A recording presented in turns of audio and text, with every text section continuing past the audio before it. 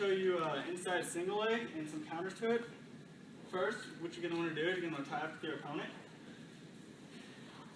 And you're going to want to circle him to where his foot that you're going for is going to pivot right there.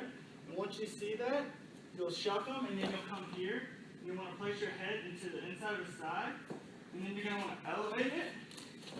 And you'll have it here. And from this position, you want to keep a distance. You can come under and grab the tendon and just kick out, and then you're going to want to cover. And then for a counter, Tegan's going to come in on me for a single leg on the inside. So he'll tie up, and he'll come in, and if he's real low at the time, you can actually kick out and sprawl and cover. But if Tegan were to get really deep on me, then we're going to want to go. So he hits it, and he's really deep.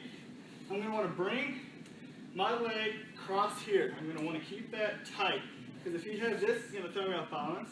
So I'll bring it in here, and I want to go hip to hip. And as I'm hip to hip, notice I'm taking my arm, tucking it through, and I'm creating a wizard.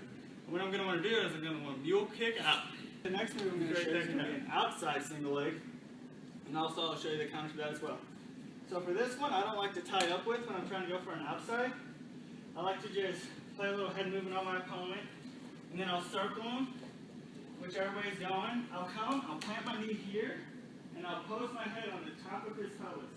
I'll be here, and then you can either come and bring it up, once again, and come with the trip, and then cover, or what I prefer to do and feel comfortable with is, once I get that outside single leg, I'll actually transition this hand over here onto his knee and take my opposing hand and put it on his ankle, and then I'll head to the hip, look to this guy, and drive him over and cover.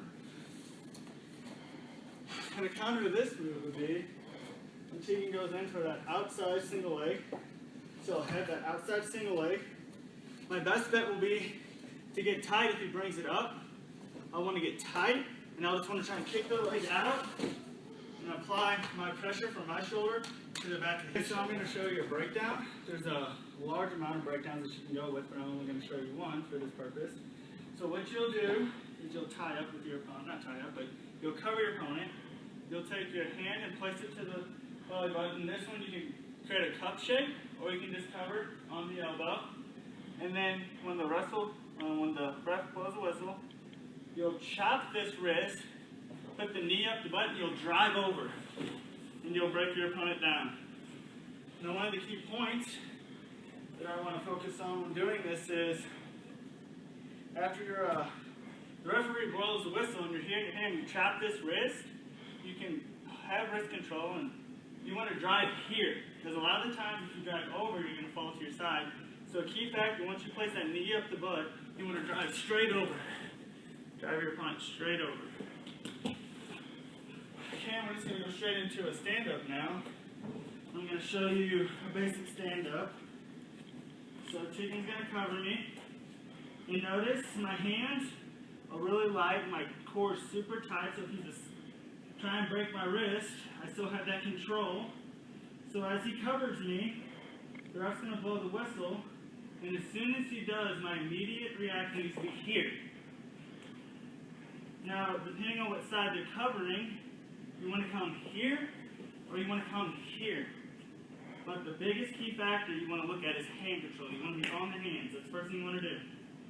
So I'm going to go through an exploding motion real fast. So on 3, let's have the crowd go.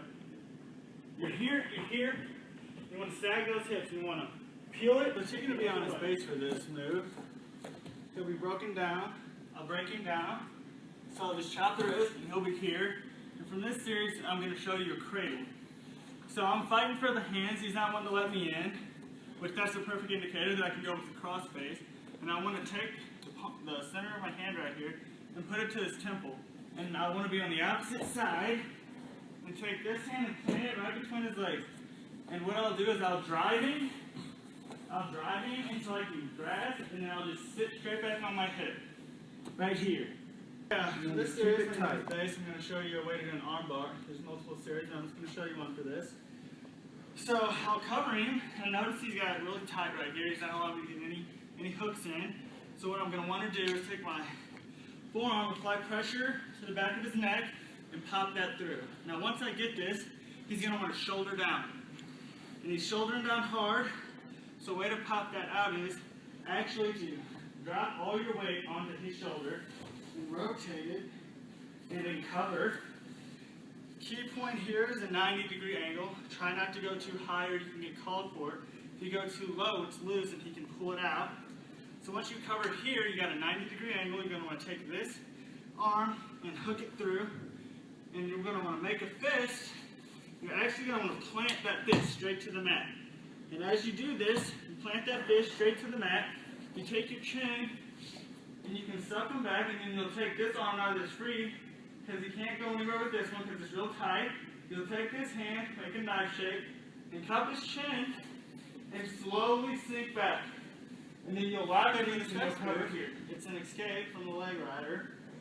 And what we're going to do is demonstrate some of the techniques you can do to allow yourself to clear that gap and get away when they do twist your leg in. So Tegan's going to throw a leg in on me.